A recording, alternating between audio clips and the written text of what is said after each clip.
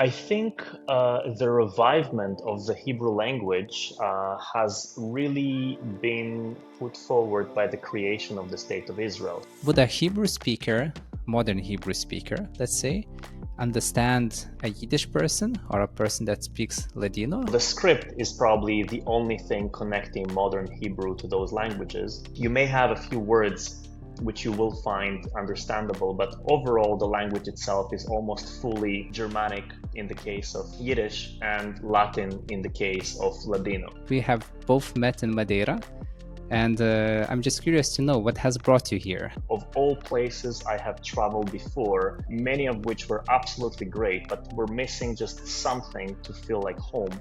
Portugal was the first one to kind of answer that need of balance between every single aspect of what makes me feel home in a new foreign country.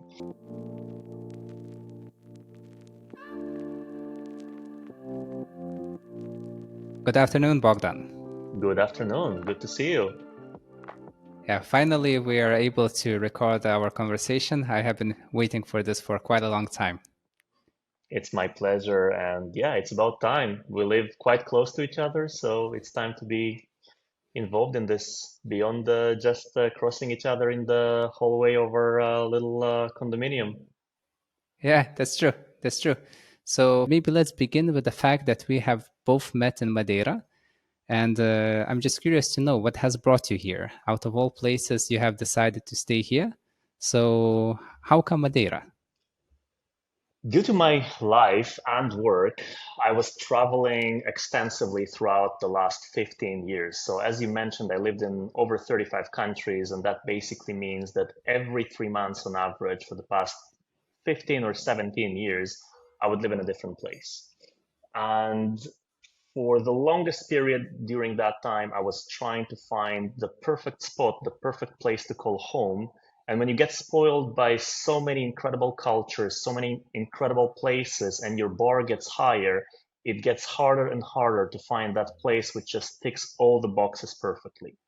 So one day I was invited to a conference called Web Summit in Lisbon. I was a visitor and had a great time in Portugal. Generally felt like of all places I have traveled before, many of which were absolutely great, but were missing just something to feel like home. Portugal was the first one to kind of answer that need of balance between every single aspect of what makes me feel home in a new foreign country. And after spending some time in Lisbon post the conference, I was very keen on seeing that beautiful place I once saw in a video called Madeira. And basically, on a whim between my meeting in Malta, which came forward, and the end of the conference in Lisbon, I spent in Madeira expecting nothing, and the place just blew me away. In those 4 days, I felt like I found a gem, a place which until recently was populated only by either locals or an elderly population from the UK and Germany, not utilized by any remote workers or young people. And it was a pity because I could see people just like myself at the prime of their career relocating, living, enjoying a place which is so full of life, so full of nature, such an incredible civilization that's combined with this lush greenery all around you. So, although I continued traveling for a few years after my first visit to this beautiful place, I definitely was continued thinking about it. And my dream was one day to come over and maybe convince one or two good friends to join. And the place is so incredible that those two people would be all I need for all my needs met and total happiness for a base to call home. When the pandemic happened, and that was fast forward a couple of years, 3, 4 years to be exact, it was an opportunity since Madeira decided to be the only green zone in all of Europe, meaning less regulations, less restrictions, no overall isolation requirements. And I had an idea of basically bringing all those interesting people I've met throughout 15 years of traveling around the world to this magical island, which I was always talking about ever since visiting for the first time, to a single location, a single hotel, which we rent together and make our big apartment. So we're technically flatmates who spend even the curfew hours together. So once that idea came to be, I made a deal with one of the largest hotels in Europe, which is called the Savoy Palace in Madeira, and brought a lot of those friends and clients and people I was collaborating with, lawyers and otherwise from all around the world to Madeira, to be exact, 248 people, where we shared this experience for 6 months. And that basically solidified the first attempt to make Madeira a place for remote workers, digital nomads, individuals who are in the prime of their career, working remotely, and can enjoy the benefit of living on this island. Wow, so this actually began just spontaneously because you wanted to see the island for what it is. And then this great idea came to you because you have noticed that it's lacking this diaspora, this age group of people living here. And from what I know and what I have heard, we are like more or less the first generation of young adults or maybe people in their 30s who have decided to relocate, live, and work here, and of course, do that remotely. So, of course, the whole island as a place is great for remote workers or digital nomads. It's beautiful location to stay, but I guess there's something else that makes it appealing for digital nomads. You have already mentioned the lack of regulations, which are to do with the COVID, but also probably there's another kind of a layer that made it suitable for people to work and live here. Is there such a layer? And if so, what kind of layer is it? Absolutely. So one of the things which, well, is the main part of our business is taxes. What we do is make sure that entrepreneurs and remote workers don't or pay as little as possible in tax while moving to locations which they choose to live at and combine that tax optimization with the immigration to the right location. And throughout moving around for 15 years, scouting for the best locations, the best programs, the best tax optimization methods, Portugal has always been on top, and Madeira took it to the next level. So if you are a foreigner with an existing line of work or business which structures themselves right, and move to Madeira or all of Portugal, but Madeira has some unique advantages, which I'll expand on in a little bit. You basically are eligible to live tax free for 10 years in one of the most beautiful places in the world, but without any strings attached. So not only does Portugal allow for that leniency towards entrepreneurs moving to the country, they're also very much acceptant on people migrating. They are very keen on issuing visas to young entrepreneurs and are helping us actively. The government is actively helping us in recruiting and finding and scouting for and moving really talented and promising people to this country.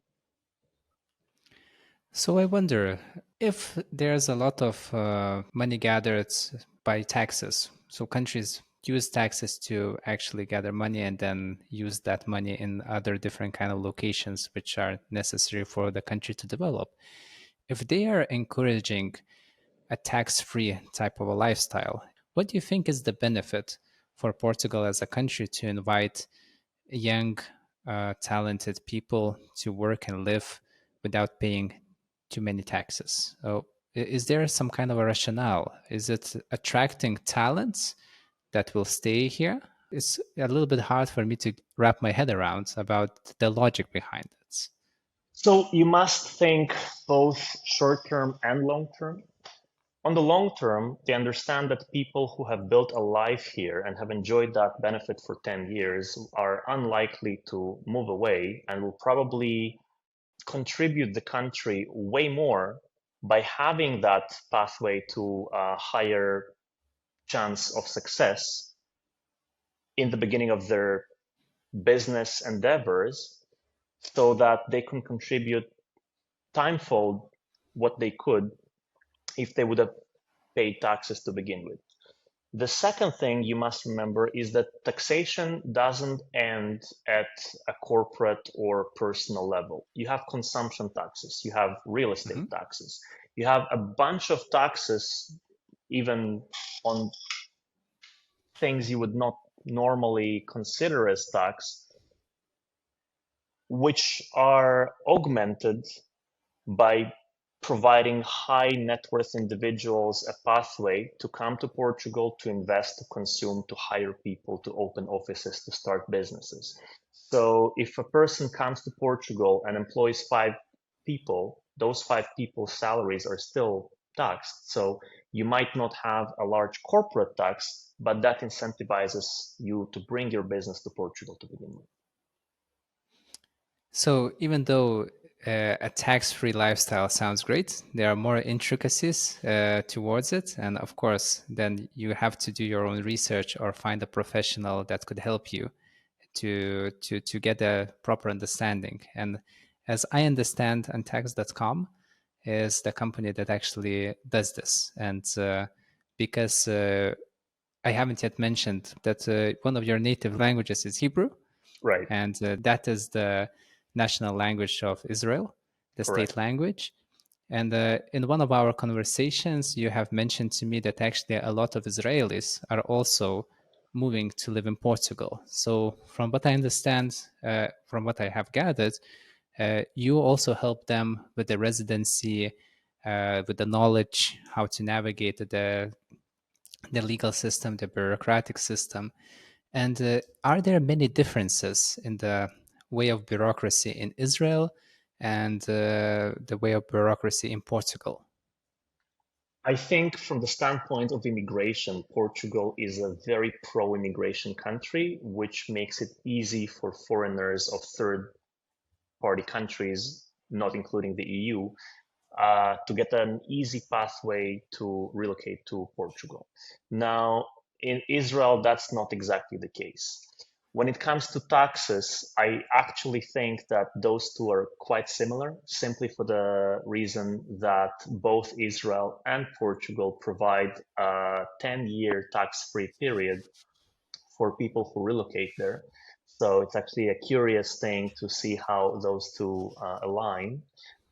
On top of that, I think for Israelis in particular, Portugal is a very natural place to move for 2 reasons. First of all, it's a very similar culture in many ways. It's a southern state, it's extremely friendly, people are very social, it has a very similar vibe between Lisbon and Tel Aviv. At the same time, they're very different. Of course, the cultures are not the same, but there are enough similarities for us to feel home here quite immediately. The second reason is that, as you may know, the Jewish community as a whole is able to be described in separate groups of Ashkenazi, Sephardic, and otherwise, which are testaments to the origins of those Jewish communities. So the Sephardic Jewish community is actually in its original origin from the Iberic Peninsula, from Spain and Portugal, and were exiled from here, going to all of North Africa and some other Muslim countries about 400, 450 years ago.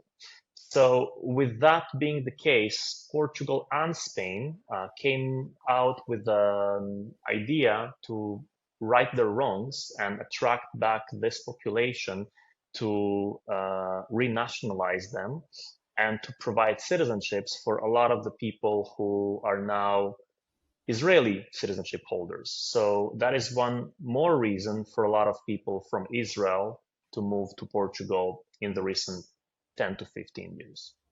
Right. So you have mentioned a couple of different Jewish diasporas. And when you were speaking about the people who were living in the Iberian Peninsula until the 1600s, uh, we also, I have read that they had a specific language that they have spoken, which was sort of a medieval Spanish language and the mix of medieval Spanish and Hebrew, and it was called Ladino, Correct. which is which sounds very similar to Latino. I don't know if there's if it's a cognate or not, but it's very easy to remember.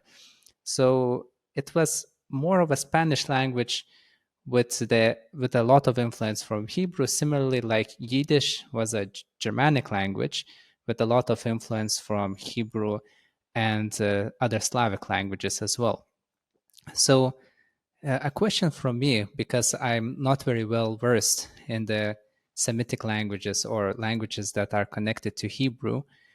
Would a Hebrew speaker, modern Hebrew speaker, let's say, understand a Yiddish person or a person that speaks Ladino? Do you think these languages would be mutually comprehensible, or would they just not understand it? It's just the script that remains. Correct. So the script is probably the only thing connecting modern Hebrew to those languages. You may have a few words which you will find understandable, but overall, the language itself is almost fully Germanic in the case of Yiddish and Latin in the case of Ladino. So, actually, in the process of obtaining a Portuguese citizenship as a Sephardic Jew, you would normally have to prove some document belonging to your family existing, which was written in Ladino. So, since so many years have passed since the exile of Jewish people from the Iberic Peninsula, the only way to prove something of that nature would be a marriage certificate of your great grandparents at some point, written in Ladino, because that would be the only thing carried throughout generations long enough for you to still be able to produce some proof that you belong to that community. So language was a very essential part in that proof process because that was almost the only thing that carried on throughout so many generations, even with people moving to North Africa where other languages have been spoken. Within the community itself, for a very long time, the original language that Jewish people in the Iberic Peninsula used have been kept. In terms of modern Hebrew speakers understanding ancient Hebrew languages, this is even a challenge when it comes to the Bible script itself. So even though most Jewish schools in Israel are completely secular and non-religious, the Bible as a very big part of the culture of the nation itself is still a mandatory subject at school, but taught from a secular point of view. So while reading those ancient scripts, you would kind of have a feeling like you understand about 50 to 60% of it, yet still would need transcription and sort of translation into modern Hebrew for you to get a full grasp of the written word in each Bible paragraph you would be reading. Yet, is the script still the same, or the script has changed from, let's The say, script biblical is Hebrew? completely the same. Completely the same. It has remained as it was. Wow. The Okay. alphabet is, yes. Oh, that's pretty amazing. That feels a little bit like the story about the Arabic scripts, which has changed over time, but not as much, so it would not be comprehensible, at least in reading. Although the actually similar to Greek in some ways. You might read an ancient Greek text, although the meaning would be lost probably. Like the how the words were put together, they would sound very odd for a modern Greek speaker, and some of the words have changed meanings as well over time. So you would feel like that word doesn't belong in the sentence. Like, what does it mean? What should it mean? So when you're speaking about the transcription from biblical or ancient Hebrew to the modern one, probably it's a similar situation there as well, from what I understand. Definitely. And you would have a lot of expressions which would be expressions used in biblical times, which would not be used in a day to day modern Hebrew language, but we would borrow from it to basically elevate our language in uh, occurrences when you're writing something in depth or want to express yourself in a more higher kind of literate way. And you have mentioned that, at least for the Ladino speakers, the ancient Ladino speakers, language is super important because even in the current day, that's the only way to show your heritage. If you want to obtain a citizenship or just because you want to prove your family tree, your ancestral tree.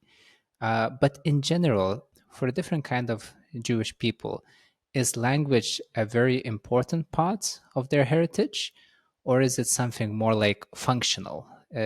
Are people very connected to the language they speak, or it's just like some kind of a tool that they use? I think the revivement of the Hebrew language has really been put forward by the creation of the State of Israel. So it was a dying language beforehand, which was completely recreated with the notion of we need a language to unify us as people. And there have been deliberations whether the state should be speaking the Ashkenazi Jewish language, which is Yiddish, or Hebrew. And by a slight number of votes, Hebrew was chosen. And in a way, it does bring you back to the ancient times where the Jewish people were united, and it creates the same notion with basically a country of immigrants connecting everyone under the same cultural heritage, which begins with the language itself. So, how far back in time should we go to get to the point where the Jewish people were united? What age, what century, more or less, would that be? Wow, good question. I'm not sure I'm equipped with a good answer, but I would say 3,000 ish years. Yeah, I think so too. From what I have read, it's more like 1500 BC, so something in that period. So So that it's was a long around the time ago. 3,000 something years. Yeah. Yeah, yeah. So, but it's very interesting because, to be honest, I don't know enough about Jewish history to also comment on that. But from what I understand, it has to do something with the Aramaic people and the Aramaic language as well, because after some time it had influenced the Hebrew language to an extent, and you can even find maybe 1% of the Bible written in Aramaic, whereas the 99% is written in ancient Hebrew. So probably the migration of the Jewish people began around the Aramaic era, somewhere around that time. But the variety of the languages that have developed ever since is great because you can find Jewish people in all countries, like even in Lithuania. As I've been listening to Timothy Snyder's book about the reconstruction of nations, I knew that we had a really large population of Jewish speakers in the Middle Ages. And I knew this fact, but I didn't know how large the population was. So it was so large that 40% of Vilnius speakers was actually Hebrew. They were Jewish people. Well, they were not Hebrew speakers. They were, I presume, they were Yiddish speakers. Yes, And that's right. for many people, honestly, the terms Yiddish and Hebrew are sort of like synonyms. Like just like when people think about Arabs and Muslims, uh, these two terms mean two different things, but for in many people's minds they mean the same thing. So I presume that when people hear the word Yiddish or Hebrew, they just imagine that it's the same language, the same people, which is in fact not true. So maybe you can actually put some light on what are the differences between, let's say, the Yiddish language or the people who had spoken Yiddish and the Hebrew language.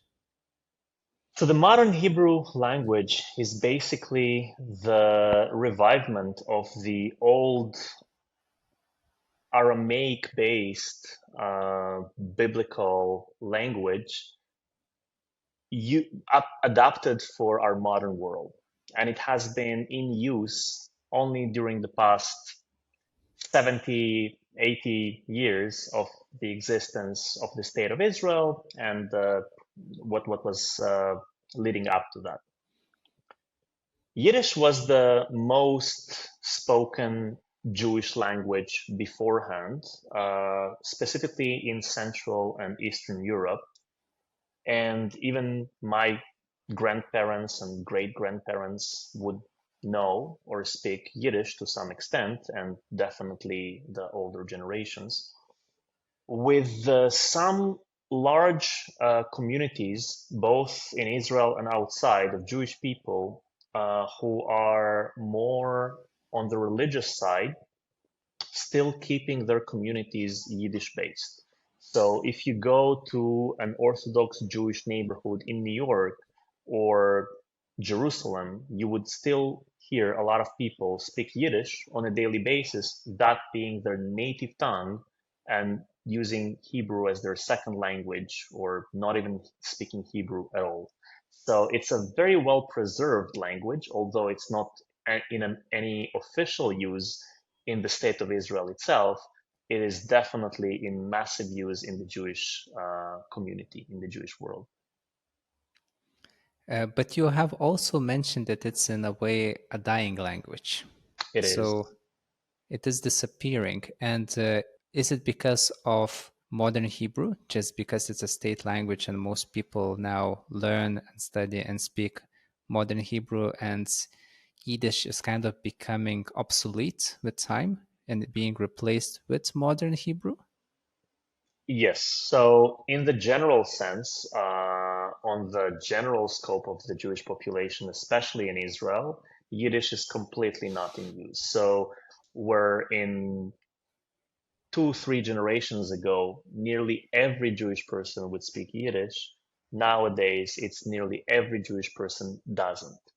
And that being said, well, with Yiddish being a Germanic language and very similar to German, uh, for obvious historic reasons, I think that was part of the reason uh, the state of Israel chose to transition into modern Hebrew instead.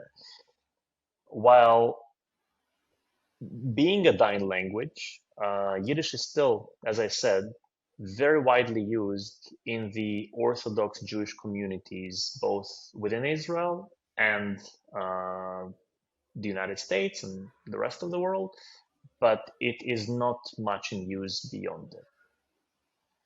Right. And when we think about the Jewish people, and now there's a country that is specifically that represents the Jewish population in the modern national sense as well. But still, when all people gather together, are there still some differences because of like where the people had come from, their ancestry, the geography of the so if we take the Jewish community and look from within, do you still see each other as the same people, or do you see each other like more like maybe like cousins in some sense historically? So how do you look into people who used to, let's say, speak Yiddish or used to speak Ladino? Their ancestors maybe have come from the Iberian Peninsula, maybe from Eastern Europe, maybe from Africa. Uh, is that important when you relate to each other, or that's irrelevant, maybe just interesting as historical inquiries? I think in that sense, the modern Hebrew is the way for us to gather all those communities into one. So it's a very big melting pot for all those different cultures because myself and my family, born in Ukraine and migrated to Israel at the age of 5 myself, has transitioned into that new culture. And one of the key factors of integration has been learning that language. And we were not the only generation to have that. Every generation coming from different continents had to adhere to the same process. So, in a way, modern Hebrew is a language tool to unite all those tribes reconciling. Hmm. That being said, the cultures are extremely different, and definitely you would even feel how people from different parts of the world who have been first generation immigrants into Israel would almost behave differently when they would use a different language. So the cultures sometimes are so far apart that you would be a little bit more spontaneous and doing things on a whim when you would think of them in Hebrew, because that's the cultural heritage of the country that speaks that language.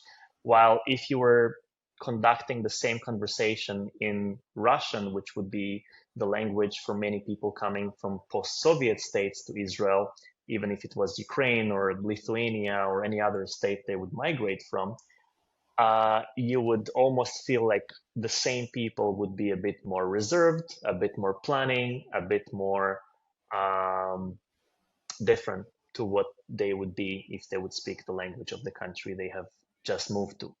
So, a language a person would use would definitely make a switch in their mind to the culture behind that language as well. Even the way that some things would be described would be different. So, unstable situation would have been looked at way more in a chill way if it's spoken about in Hebrew, and it might be a bit more dramatic and a big deal if you would speak about it in Russian, because again, the differences in the background of those languages would make its impact.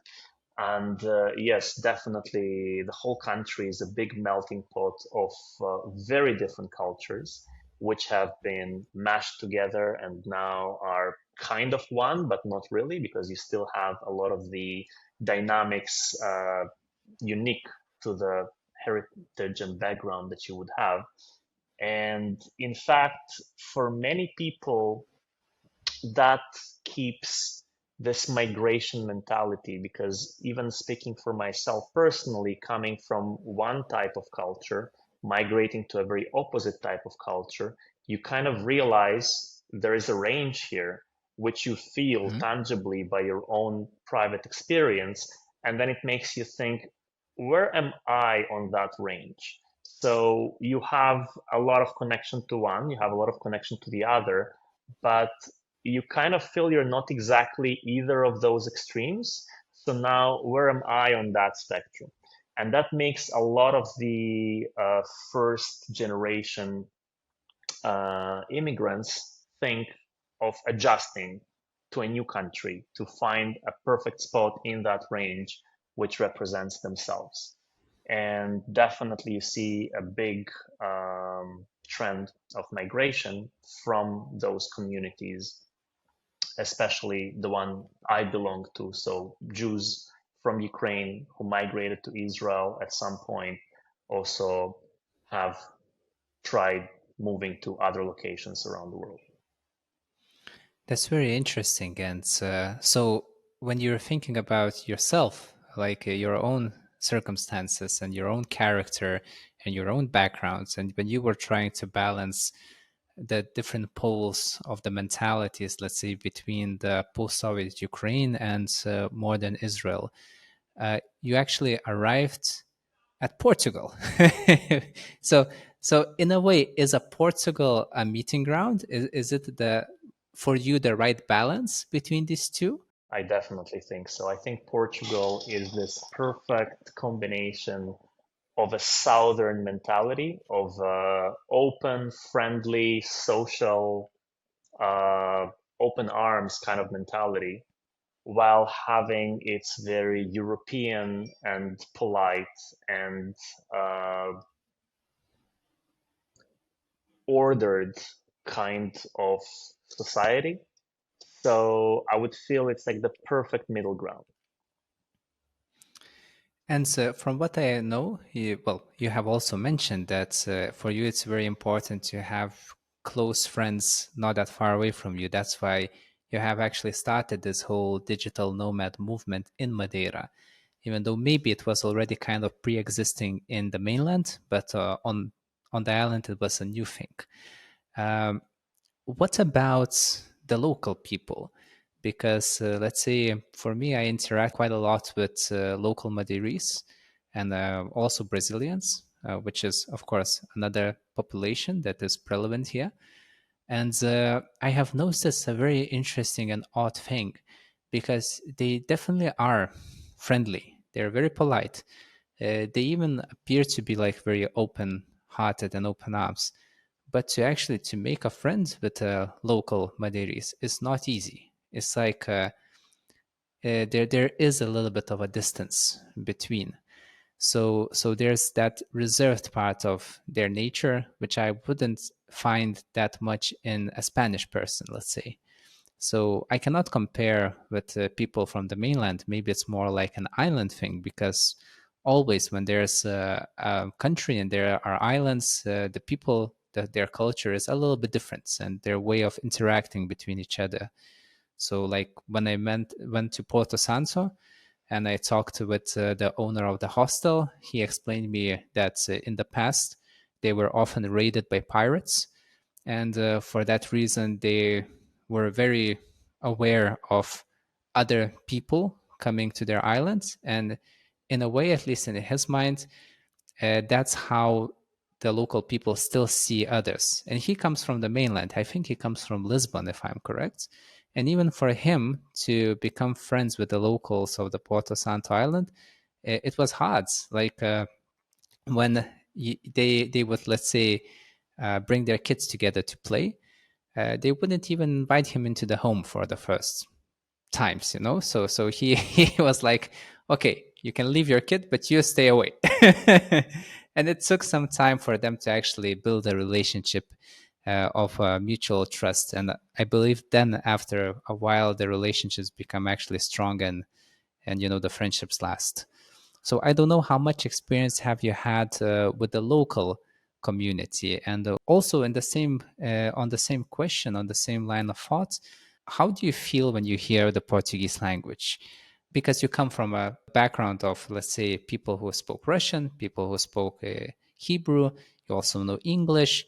I know that you have a way of comprehension in Spanish and Ukrainian as well, so you're well versed with languages.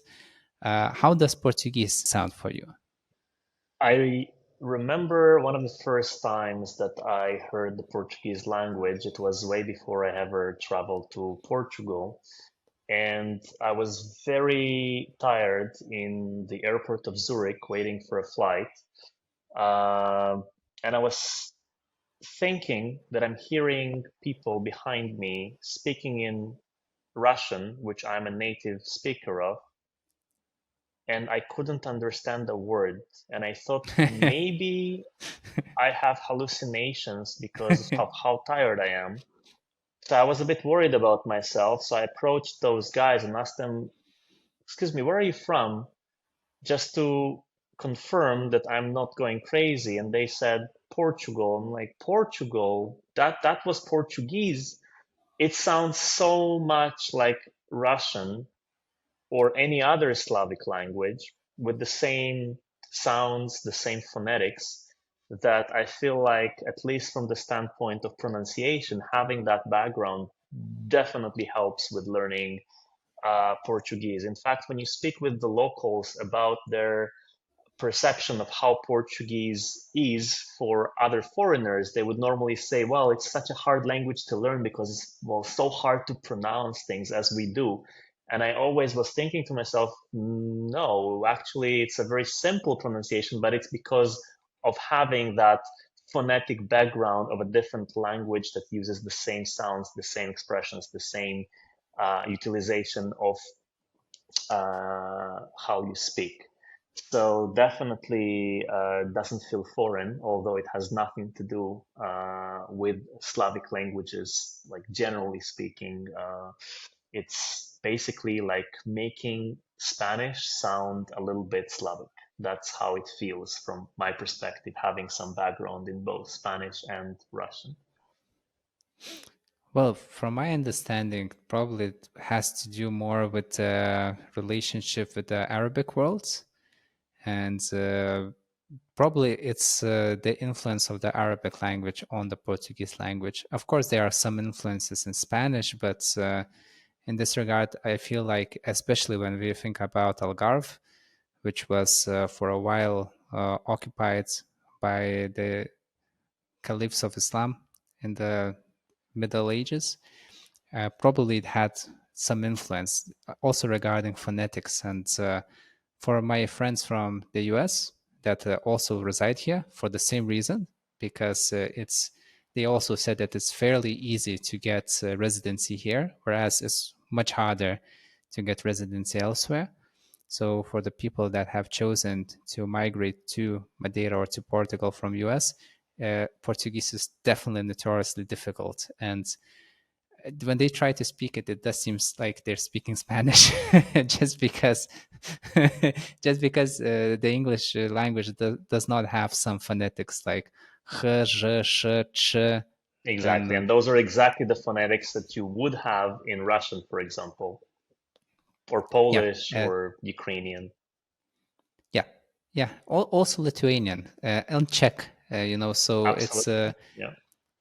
it's very common in the Balto-Slavic world or in the Central European, Central and Eastern Northern Europe.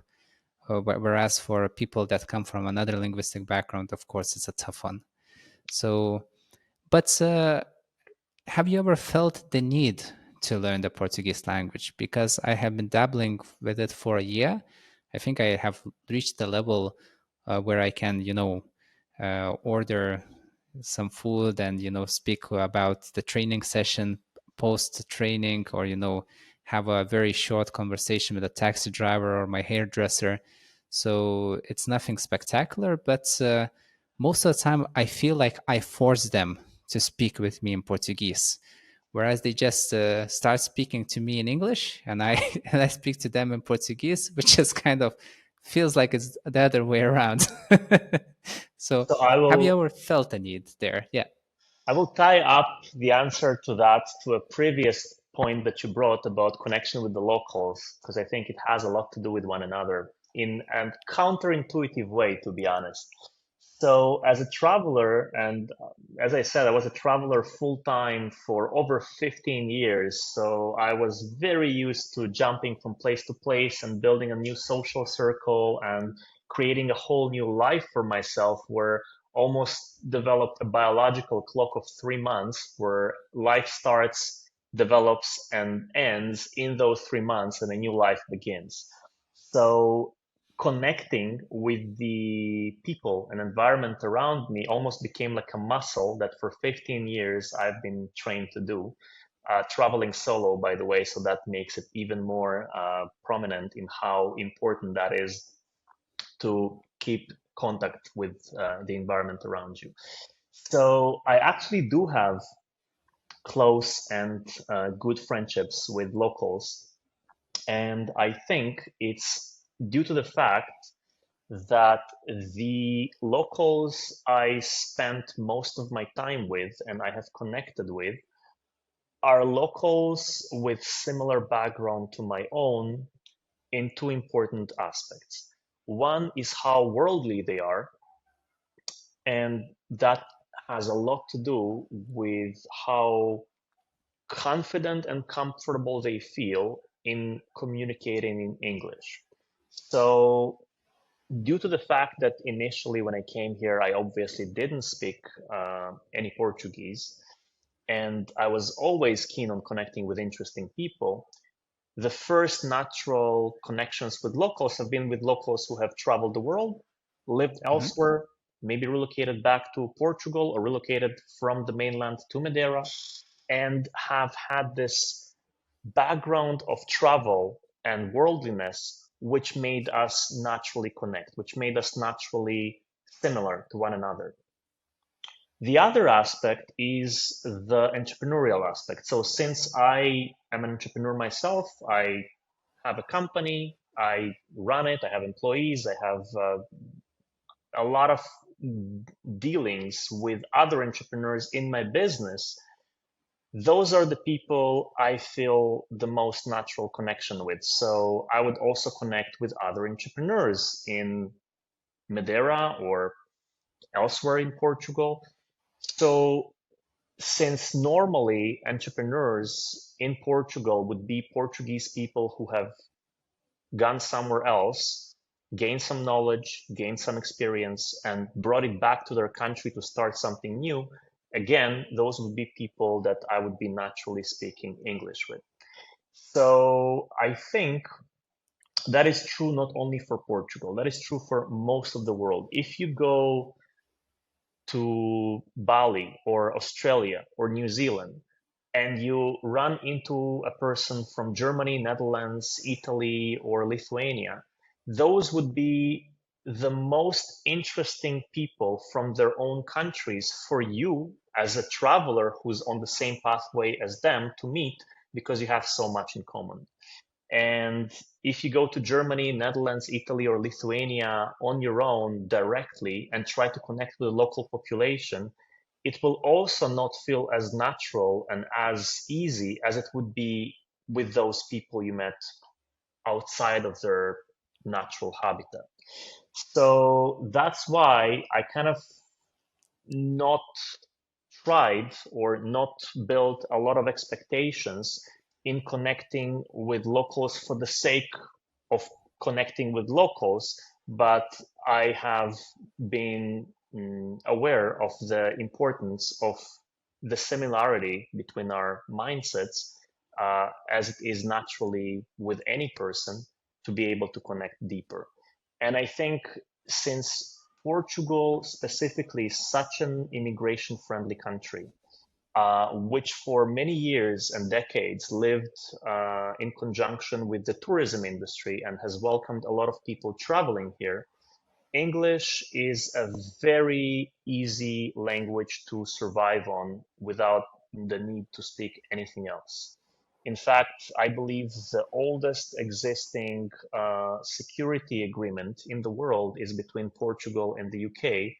That's So true. the ties between the countries are so robust that English almost feels like a natural second language in the country. And specifically in Madeira, which is such a tourism oriented community, it almost has been a survival requirement for the locals to speak great English to be able to connect with the people they want to provide services or goods uh, throughout, I mean, the economic existence of this place as a touristic destination. So it almost is tempting to just keep using English since it makes things easier for not only you as an English speaker, but for the locals who don't want to bother speaking with you in broken version of Portuguese and want to communicate quickly and efficiently an idea they have, and that would be easier for them to do in English. Now, that doesn't mean that I don't think that you should learn the language of the country you're living at. It's definitely beneficial. It has a lot of upsides, but on a day-to-day basis, it almost feels like both sides are better served by just speaking the language they speak best. And it's extremely easy to survive in Portugal without speaking a word of Portuguese. Well, not so long ago, last weekend, I had a conversation with a man by the name Tassal. He will be actually the guest of the next show that's going to be released, or maybe by the time of this recording is done, the show has already been released. And he is a Garo speaker from the northern side of India. And I had a question for him, like, how do people, what kind of language do they use in India to communicate between different sides? Because let's say more Indo-European based languages are spoken in the north, whereas more like Dravidian based languages are spoken in the south. So there's Sanskrit and Tamil, there's also Hindi. Like, how do people communicate to each other if the languages are so different and not mutually comprehensible? So his answer was actually it's English. you know, like as even though they have colonial history, which is also a very sensitive topic, the English language actually helps different people from different backgrounds to actually share conversations because it's the easiest language for everyone to learn and to speak. And I found it very interesting in this kind of regard that it is actually like the glue that keeps some people together in some regards. And I'm not, in any kind of way putting the English language above other languages as a superior language. I just think that actually grammatically and in the process of learning it, it's actually an easy language to learn. The structure is not difficult as well. And if you, let's say, take French, if you take Hebrew, if you take Hindi, and you take English, if I ask someone which probably would be the easiest to learn, well, most people would agree that it would be English actually. So probably it has the same purpose in Portugal as well. And I remember the first day that I came here, and I took a taxi from the airport to our home, and I was talking with the taxi driver, and he said that he speaks 6 languages. Well, I do not know if he was telling me the truth. And at first, to be honest, I was doubting it. But the more I spoke with people here, I realized that actually, because of the tourism industry and all, because of other circumstances, people do learn different languages, especially if they're working as a taxi driver in hotels and so on. So definitely a multilingual place to be. So if people love languages, I guess, and don't want to pay heavy taxes, it's a great place to be and to actually live. But on the same note, I do have a question for you as a person that has come to live in Madeira with a background of living in many different locations, many different kind of countries. For you personally, what do you feel is lacking here? Like, do you think that if that kind of a thing, or I don't know, service or something existed in Madeira, that it would make it better? And also, on the same note, how do you imagine that it's going to develop, let's say, in a decade, in 20 years? Do you see the direction where the island is going? I think we are experiencing a unique time in Madeira's history. It's a very uncommon thing to see a birth of a new place, which is not in a developing country, which is not in a very distant part of the world, but is connected to the heart of Europe. It's part of the European Union. Madeira might be one of those rare cases where what we see today has never existed before. It has not been the case as far as 3 years ago. And this is literally the initial step before these things takes acceleration. So in particular, I'm talking about how young entrepreneurs are coming here, how interesting individuals on a global scale. Some of my friends living in Madeira are people you may read about in Forbes, Financial Times, founders of Fortune 500, well, managers of Fortune 500 companies and founders of startups which are very prominent in Silicon Valley. And you would never expect them to choose a place so distant and so little known, and yet they do and move here permanently, creating their own little communities, bringing more of those interesting people in. So, in a sense, what's missing in Madeira is something that is being replenished right now, is something that is already having its momentum. So we need more interesting people. We need more small communities. We can't just rely on being one community of digital nomads. As great as that is as a start, I think we're at the stage where we evolve into many little tribes, many little communities. We have people utilizing how accessible nature in its rawest form is to any city center in Madeira and create communities to be in touch with that nature, which is such a rare thing anywhere in mainland Europe, where to be in real raw nature, you have to be so far from any city center that it makes you almost disconnect from civilization. Here, you can reconnect to nature while having a complete connection to the city as well. Definitely, Madeira is still lacking some major things, but I think it's part of its appeal. It's not a Mhm. rival to Lisbon, it's not a rival to London, it's its own thing. And to be a global person, you do need to have access to those big cities every now and then, but you can still make Madeira your base and create your vision for a completely new reality around yourself because it's so allowing for those ideas to come to be. Just as my idea has been to bring a community of really interesting individuals to live together in this distant place and co-create, now other people are doing similar things and creating their own reality here. Well, if you think cinema, we definitely are missing some of the greatest movies, and you need to fly to Lisbon to see them. If you think of culture, you might lack some shows. But in a very funny coincidence, I was invited to a comedy show in Lisbon that was organized by a very famous comedian. And he chose to make his appearance in Portugal only in Lisbon. But funny enough, he permanently lives in Madeira.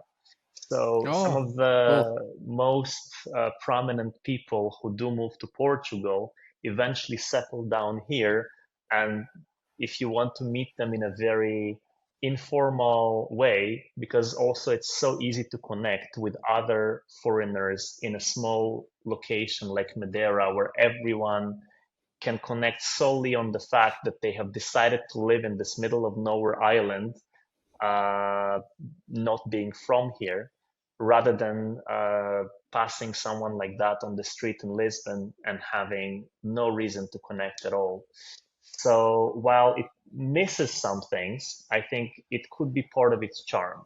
And it doesn't necessarily mean that we need those things to appear for them to make Madeira better. It's definitely something I see coming up in the future, but I think it's already good enough. And now it's just time to see and be a part of that development further.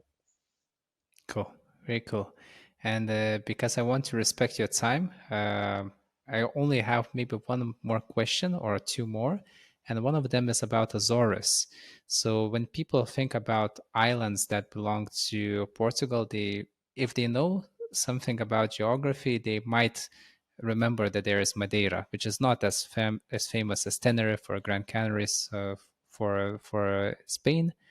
But many people don't even know that somewhere in the middle of the Atlantic Ocean, there is an archipelago of islands called the Azores, which in some local people's minds, they say it's either like Madeira 20 years ago, Madeira 50 years ago, it can depend, but most of the locals actually compare it to Madeira. And I don't know if you have visited the Azores before.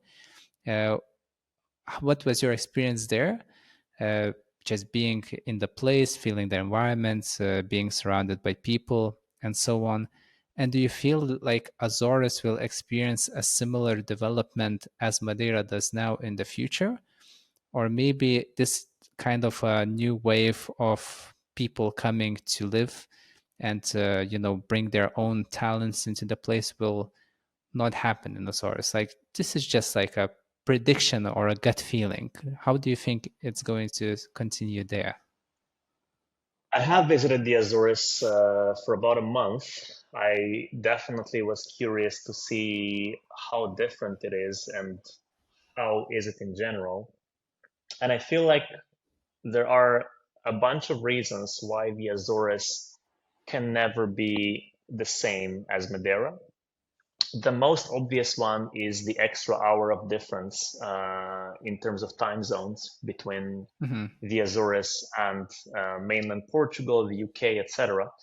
But a bigger part of it is actually the conditions. It's way smaller in terms of population, so it doesn't feel it has enough, just enough to be able to have that initial kickstart of a community of foreigners. The second part of it is the weather. It's not as giving as Hmm. Madeira's, so it's colder and it's a little bit less dramatic in terms of nature. So if you go to Madeira, you can experience a wide variety of very diverse landscapes in a very short distance from one another.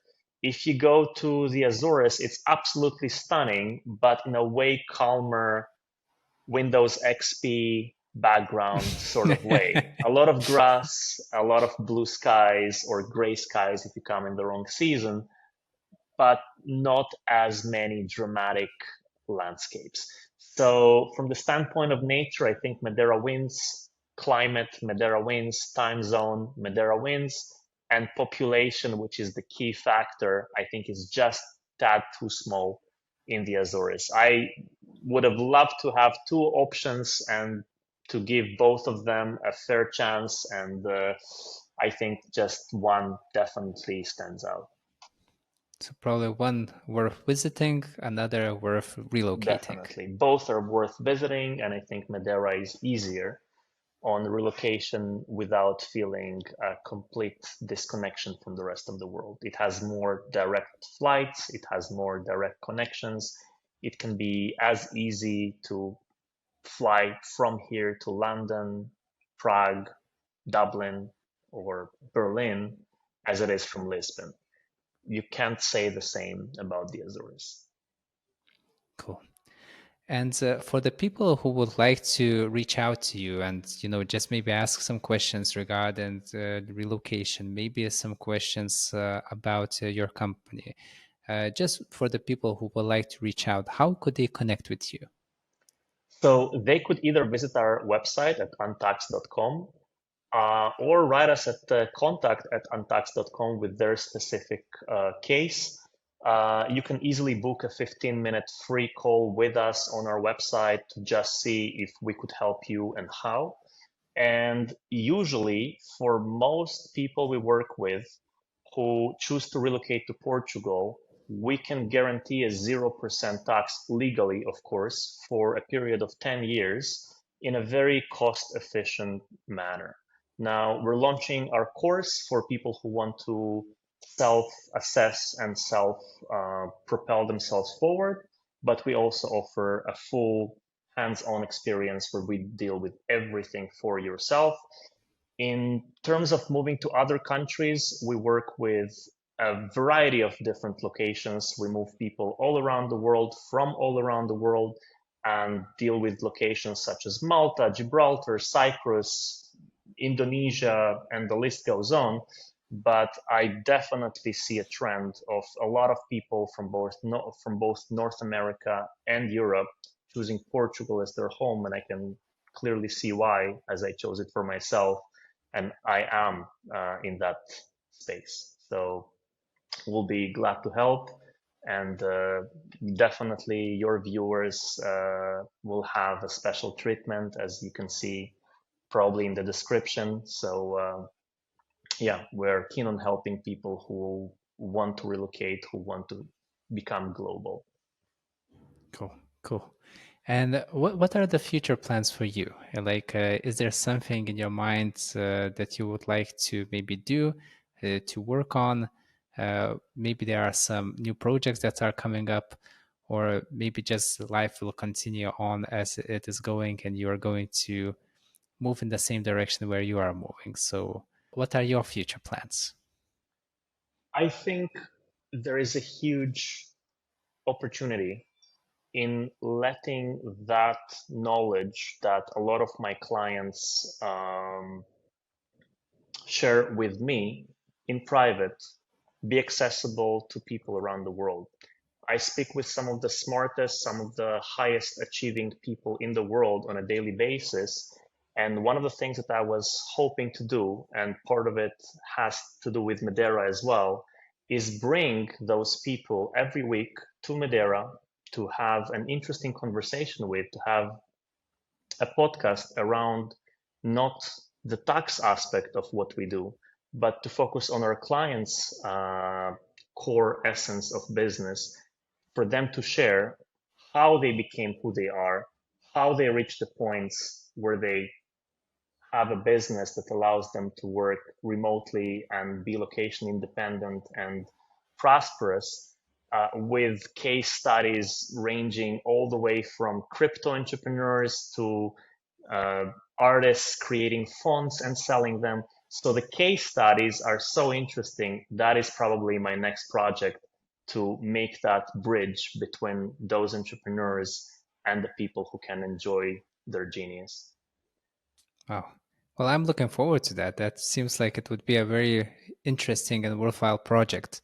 So if it ever comes online, I hope I'm going to be one of the first people to hear about it, whether we meet by the vending machine or maybe just by text. Absolutely, no question about it.